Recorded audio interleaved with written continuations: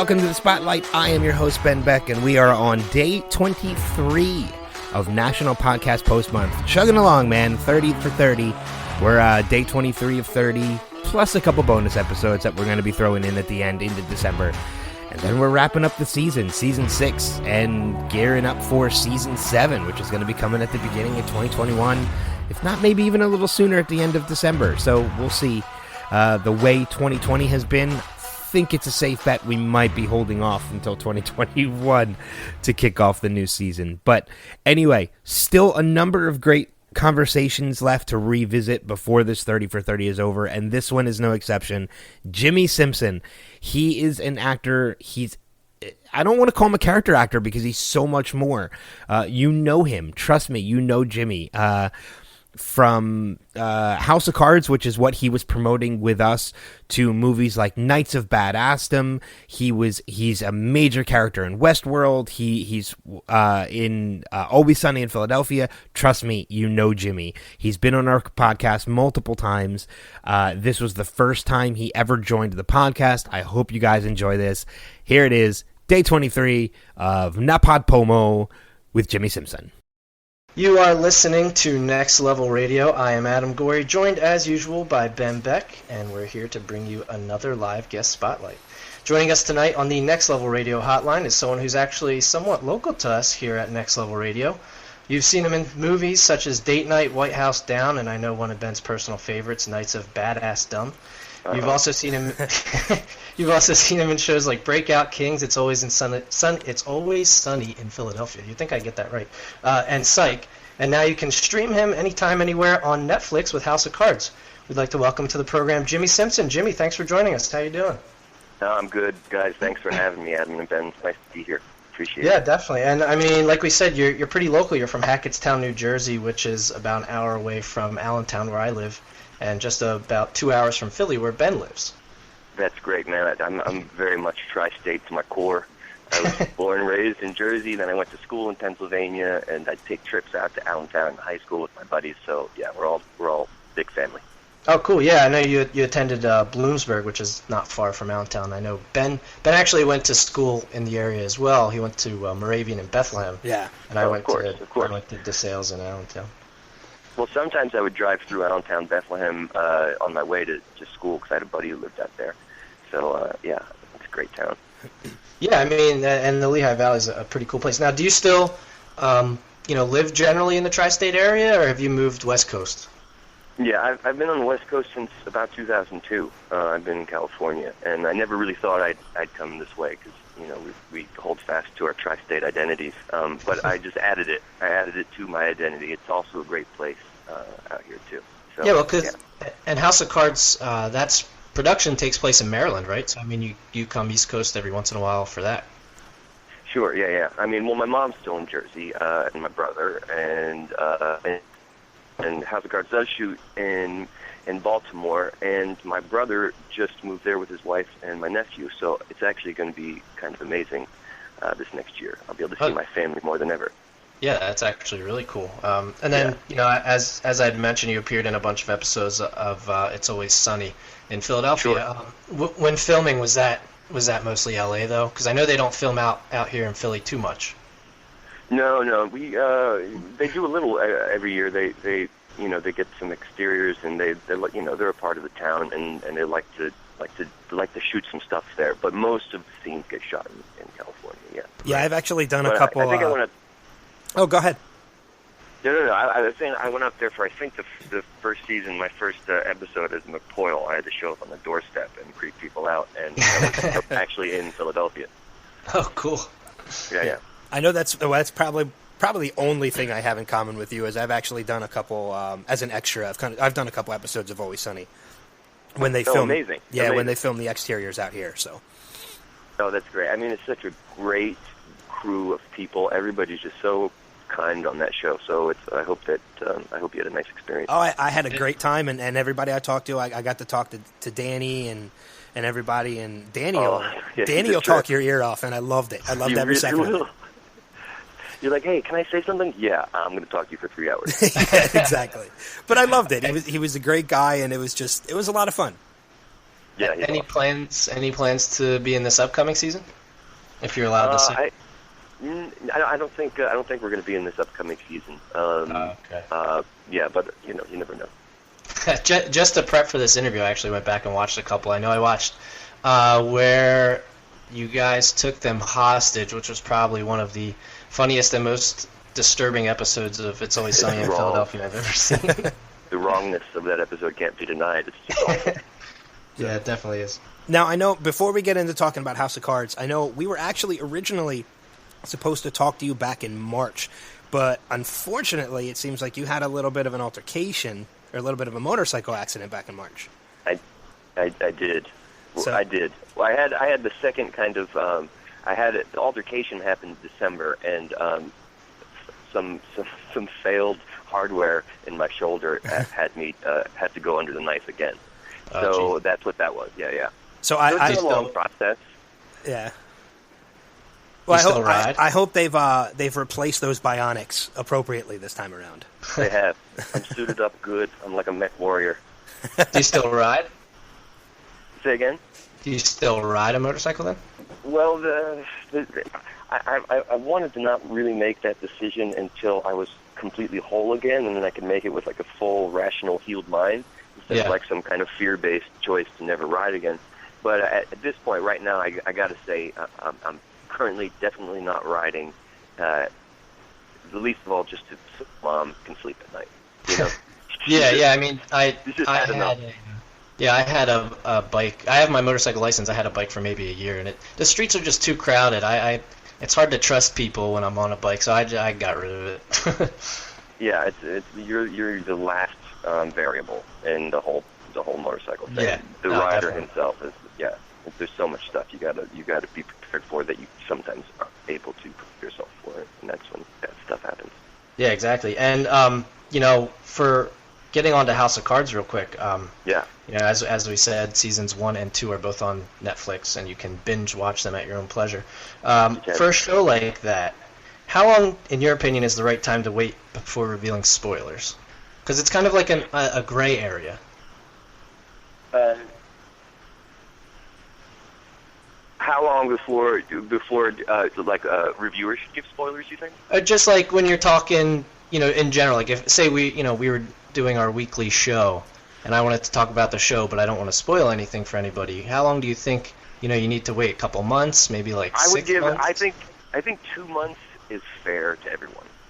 Okay. 2 months is fair. I mean, because you can't expect everyone to binge watch, even though it's kind of written so well. You just really want to know what's happening. It's not even like a cliffhanger situation. It's just you want to know how the story progresses, and so you can binge watch.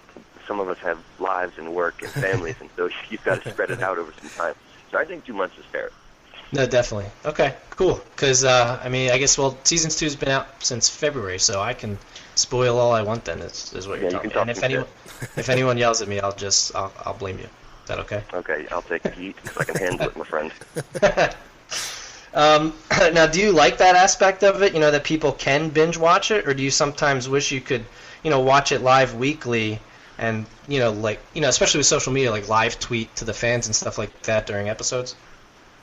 Yeah, there's a bonding element to network television, certainly, and we're all doing it together generally. But I feel like we're just kind of seeing that happening less and less, and everybody is just watching things on their own time. I'm sure there's a large number of people that watch it as it airs, but I don't think that's going to be the case forever. And so, I personally like being a user that can choose how I get my stories, and if I want to watch them all in a couple nights, then I can do it.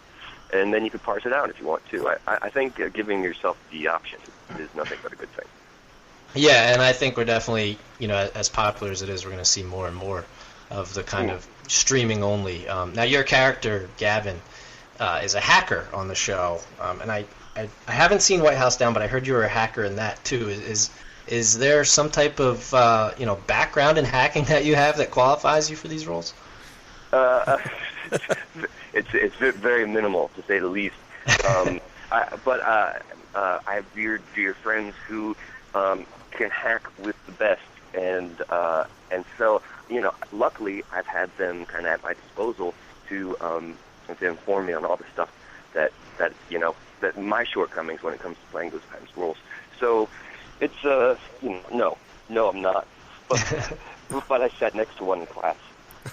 Okay, there you go. Well, season 3, has production started on that? Do you know anything about it yet? Script or anything? The scripts are just coming out, so it's just landing. Nobody really knows anything quite yet. Okay. Well, they kind of left it open-ended for your character at the end of season 2. When he had made contact with Stamper, and then what happened to Stamper. I won't say too much spoiler-wise, but they kind of left it a little open-ended. So are you hoping for more of a expanded role? Because I could definitely see them doing that with your character. Yeah, definitely. I think kind of Gavin's transition in season 2 was really interesting to me. It was laying the foundation that I see a lot of potential for. I think Gavin's existence since his first computer has kind of been about securing a safe place for himself in like a binary existence, and it kind of seemed cold and isolating to some, but it's where he shines, so it's like warm to him and it's comfortable, and being forced to engage with humans on a social and emotional plane wasn't just new for him, but it was also frightening. So I think in most of season 2 he tried to navigate his distance as he's led his virtual one, you know what I mean? Like as a programmer, as opposed to a user. But it didn't really work out. It was fruitless, and it kind of ultimately just revealed his shortcomings more than it was anything constructive. And I think his last meeting with Doug Stamper kind of confirmed that, unlike the world Gavin's used to, in the real world, the power of one's like often pretty dependent on the help of others. And so having him kind of get that realization and being kind of stripped of all his defenses, like that Skeksis in the Dark Crystal, but way less dramatic, I feel like he's getting to a place where he's being forced to recognize his frailty and that he's a human. He's only a human. And so that's really interesting to me. Yeah, no, and the role's great, too, for sure. Well, thanks, man. Now, I know we had mentioned earlier, some of the other work that you had done, Always Sunny in Philadelphia, Psych, and as Adam had mentioned, one of my personal favorite movies, which was Knights of Badassdom. I'm a fan of those movies that kind of get the cult following, like Shaun of the Dead, Tucker and Dale versus Evil, and Knights of Badassdom, I think, absolutely falls into that category. And not to I agree. It definitely. Sorry, go ahead. No, I was just going to say, and it definitely has the cast to back it. It has the cast and the specificity of content to get a total cult following. Yeah. I agree. I mean, those actors in that movie was the entire reason why I was just kind of so excited to go and work on it. Steve Zahn and Peter Dinklage, everybody's amazing, but those two guys I've been watching since I started, and Steve Zahn, his performance in Safe Men was kind of huge for me, and just everything Peter's done is lovely and brilliant. So that cast is stellar. And it's just it's one of those movies that I can only imagine just being on set how much fun that would be to have worked on that movie. Yeah, just sitting there in awe that Steve and Peter are talking to you. Now, I mean, when it comes to roles like that, when it comes to like the comedic roles, like Knights of Badassdom and Always Sunny and things like that, or the more serious dramatic roles, almost like House of Cards, what role do you tend to like better, the comedic or the dramatic? It's kind of more character dependent. It's the roles don't come super easily for me or for most character actors. So it's sometimes you're doing a lot of stuff that maybe you don't really connect with. Like my poor dad is just like, every time I get a new role, it's like, are you playing another asshole? And my mom doesn't understand why everybody sees me that way.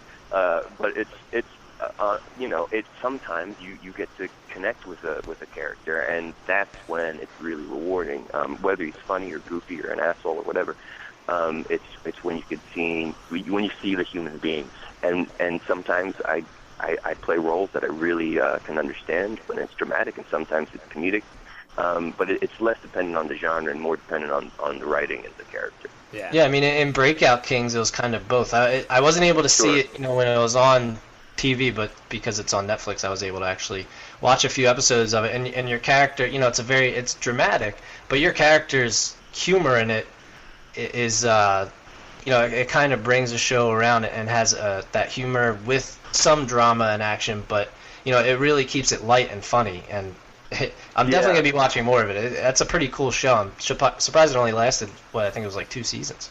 It was 2 seasons. It was a really fun character and a really fun show. And I think the qualities you're talking about, Nick Santora, he's a friend of mine. He's a really great writer. I think he was responsible for most of that kind of Lloyd, that was the character's name, the kind of that spaz quality that's also funny and also just desperately weak.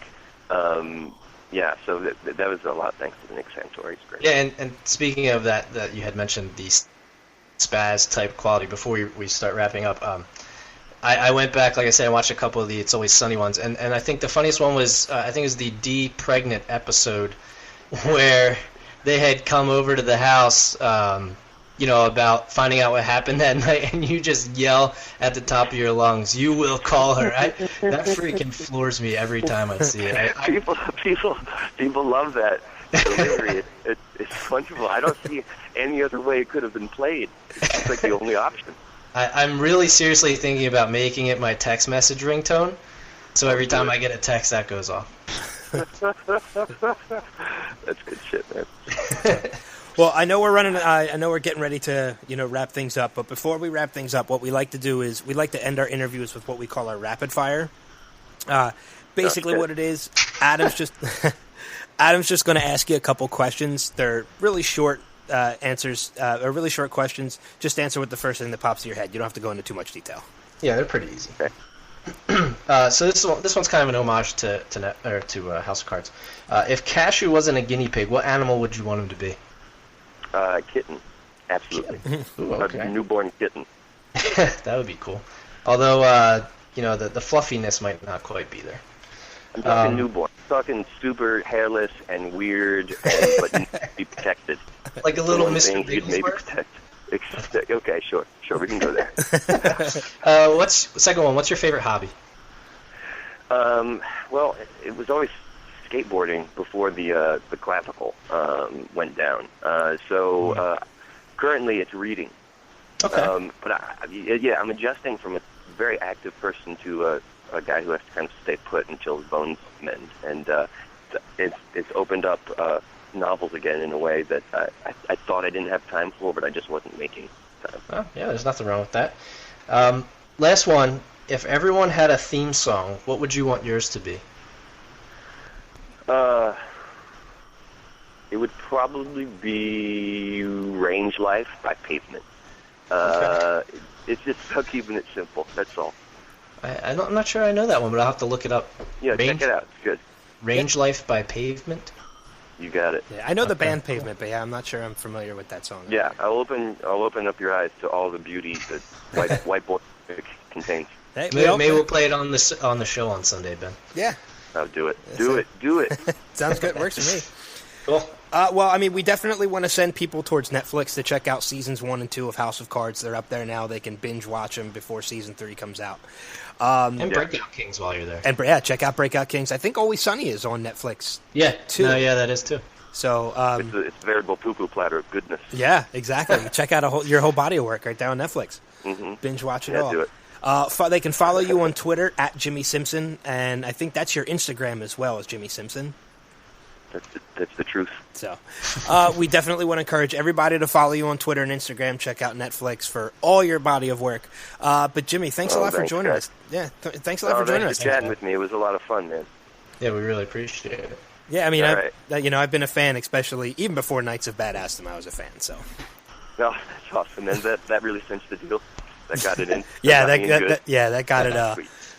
I think that was the main reason why when we found out, we booked you for an interview. I was really excited because Knights of Badassdom was the first thing that came to my head. I love that, man. That's so cool to hear. Well, have a great evening, and I hope to talk to you guys